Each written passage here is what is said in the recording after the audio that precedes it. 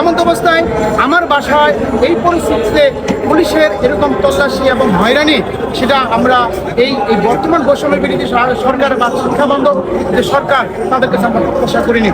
আমরা প্রত্যাশা করছি, সারা বাংলাদেশের ছাত্র সমাজ প্রত্যাশা করছে দ্রুত সময়ের মধ্যে চাকরিটা বদলে বৈষম্য 35 দাবিটি বাস্তবায়ন করে তার একটি প্রজ্ঞাপন জারি করবে।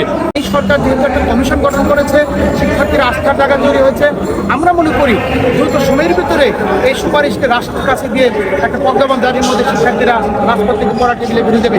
এই সরকার যেহেতু একটা কমিশন গঠন করেছে, শিক্ষার্থীরা আস্থার জায়গা তৈরি হয়েছে, আমরা মনে করি দ্রুত সময়ের ভিতরে এই সুপারিশকে রাষ্ট্রের কাছে দিয়ে একটা প্রজ্ঞাপন জারির মধ্যে শিক্ষার্থীরা রাজপথ থেকে পড়া টেবিলে বেরিয়ে দেবে।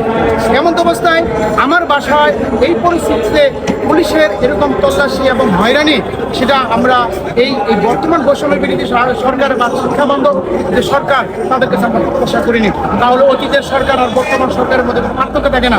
আমরা বুক ভরে আশা নিয়ে আসছি, যেহেতু ছাত্র আন্দোলনের সমস্ত অধিকারের কথা এই রাষ্ট্র বা বর্তমান সরকার শুনবেন, এবং আমাদের যে সেনাপ্রধান তিনিও বলেছিলেন যে শিক্ষার্থীদের সমস্ত দাবি মেনে নেওয়া হবে। তারই কোটেশনের ভিত্তিতে আমি বলতে চাই, আজ গত পরশু দিন রাতের আধারে কেন আমার বাসায় পুলিশ প্রবেশ করবে? আমি যদি কোনো অপরাধ করে থাকি রাষ্ট্রের কাছে, দেশের প্রচলিত আইনে বিচার করুক, আমি সেটা মাথা পেতে নেব।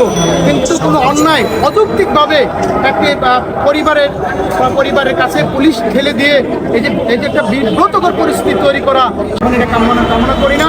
এমন অবস্থায় আমার ওই পরিবেশে বাসায় আরও অনেক লোকজন ছিল, সবাই আতঙ্কিত অবস্থান বিরাজ করছে। বাসার মালিক আমাদেরকে এই বিষয় নিয়ে বারবার তল্লাশি করে যাচ্ছে, বারবার জিজ্ঞেস করে যাচ্ছে, আমরা কোনো সদুত্তর দিতে পারিনি। আদৌ কি আমাদের কোনো অপরাধ আছে? আমরা রাজপথে লীগ শিক্ষার্থীদের নামে আমরা রাজপথে লড়াই সংগ্রাম করে যাচ্ছি, অধিকার নিয়ে কথা বলে যাচ্ছি। আপনারা যে সরকার রয়েছেন, আপনারা সবসময় অধিকারের কথা বলেছেন, অধিকারের ম্যান্ডেট দিয়ে শিক্ষার্থীদের ম্যান্ডেট দিয়ে আজকে রাষ্ট্র পরিচালনা করতেছেন। আমার প্রশ্ন হলো, তাহলে আমরা যাদেরকে এই ক্ষমতা বসালাম, তাহলে আমাদের নিরাপত্তা কোথায়? প্রিয় সাংবাদিক ভাই বোনেরা, অত্যন্ত কষ্টের সাথে বলা হয়, যখনই আমরা একটা সুন্দর বাংলাদেশ বিনির্মাণ করার শপথ নিতে যাচ্ছি, তখনই আমাদের নিজের যখন নিরাপত্তা শঙ্কিত হতে হয়, তখন আমাদের আফসোস থেকে যায়। প্রিয় সাংবাদিক ভাই বোনেরা, এমন অবস্থায় আমরা যে বিষয়টি আপনাদের কাছে বলতে চাই, প্রাকৃতিক অবশ্যই বয়সীমানি যেহেতু সরকার কমিশন গঠন করেছে, আগামী 10 তারিখের ভিতরেই এটি প্রজ্ঞাপন করে দেওয়া হোক। আগামী 22 তারিখে আমরা একটা কর্মসূচি দিয়েছি, সেটার জন্য আমরা একটা বিজয় মিছিল করতে পারি, এবং প্রয়োজনে আমরা আমাদের কর্মসূচির প্রয়োজনে আগায় নিয়ে আসবো। এমন অবস্থায় আপনাদের বলতে চাই, চাকরিতে প্রবেশের বয়সীমা স্থায়ীভাবে বৃদ্ধি হলে আমরা এই রাষ্ট্রকে, এই তরুণ সমাজ তাদেরকে সর্বাত্মক সহযোগিতা করবে, এবং আমরাও চাই একটা সুন্দর বাংলাদেশ বিনির্মাণ হোক। এমন অবস্থায় আমার আপনাদের কাছে প্রশ্ন, আমি ব্যক্তি শরীফুল হাসান শুভ, আমি মানুষের হয়ে কাজ করতেছি দীর্ঘদিন। গত সরকার আমলে 2টি মামলা হয়েছিল আমার নামে, বর্তমানে আমি পুলিশের হাতে আহত হয়েছি, এবং এই বর্তমান সরকার সেই 2টি মামলা আমলে নিয়ে তারা প্রত্যাহার করে দিয়েছে। আমরা আজকের এই সাধুবাদ জানাই।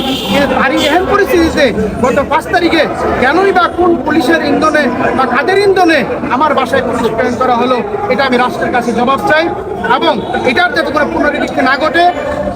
আজকের পর থেকে যেন আমি নিরাপদে আমার বাসায় আমি অবস্থান নিতে পারি, এটাই আপনাদের কাছে আপনাদের মাধ্যমে আজকের এই সমস্যাগুলো থেকে চাপ।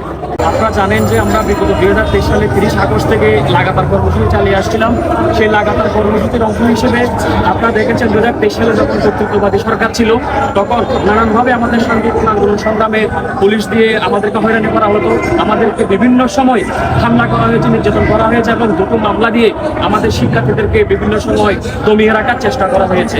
কিন্তু আজকে যখন 5 আগস্ট যে আমাদের যে দ্বিতীয় স্বাধীনতা নামে একটা স্বাধীনতার পর আজকে যখন আমরা আন্দোলন সংগ্রাম করে আসছি, আজকে যখন বাংলাদেশ একটা গণতান্ত্রিক পরিবেশের দিকে যাচ্ছে, সে জায়গায় আমরা যখন শান্তিপূর্ণ লড়াই সংগ্রাম চালিয়ে আসছি, চাকরিটা বদলের বৈষম্য 35 এই দাবিটি বাস্তবায়ন করার জন্য আজকে এ পর্যায়ে এসে আমরা দেখতে পেয়েছি যে সরকার একটি কমিশন গঠন করেছে চাকরিটা বদলের বৈষম্য 35 এই দাবিটি বাস্তবায়ন করার জন্য। তাদের কাজ ইতিমধ্যে চলমান। আপনারা দেখেছেন আমরা আমাদের তথ্য উপাত্ত সব কিছু আমরা সেখানে জমা দিয়েছি। পাশাপাশি আমরা আমাদের রাজপথে আমাদের কর্মসূচি চালিয়ে চালিয়ে নিয়ে যাচ্ছি। আপনারা দেখতে পেয়েছেন বিগত 5 অক্টোবর আমরা আগারগাঁও পিএসসির সামনে একটি মানববন্ধন কর্মসূচি পালন করেছিলাম শান্তিপূর্ণভাবে। সেই মানববন্ধন কর্মসূচি পালন করার পর আপনারা দেখেছেন আমাদের চাকরিটা পর্যন্ত পরিষেবা প্রত্যাশী শিক্ষার্থী সমন্বয় পরিষদের আহ্বায়ক শরীফুল হাসান শুভর বাসায় রাত 10টার দিকে অতর্কিতভাবে পুলিশ গিয়ে প্রায় 2 প্লাটুন পুলিশ গিয়ে তিনার বাসায় গিয়ে সার্চ করে এবং ভিডিও করে নিয়ে আসে। উনি ওই সময় বাসায় ছিলেন না, বাসায় ছিলেন ওনার ভাগ্নে এবং ওনার মা তখন বাসায় অবস্থান করছিলেন। পুলিশকে যখন ওনারা জিজ্ঞেস করেছিলেন কেন তারা বাসায় এসে এভাবে ওনাকে খুঁজতেছেন বা বাসা তল্লাশি করছেন, তখন কিন্তু তারা কোনোভাবে সদুত্তর দেয় নাই। আমরা যখন আজকে শান্তিপূর্ণভাবে লড়াই সংগ্রাম চালিয়ে যাচ্ছি, এ পর্যায়ে এসে আমরা প্রত্যাশা করছি বা সারা বাংলাদেশের ছাত্র সমাজ প্রত্যাশা করছে দ্রুত সময়ের মধ্যে চাকরিটা বদলে বৈষম্য পরিষদের দাবিটি বাস্তবায়ন করে তারা একটি প্রজ্ঞাপন জারি করবে। কিন্তু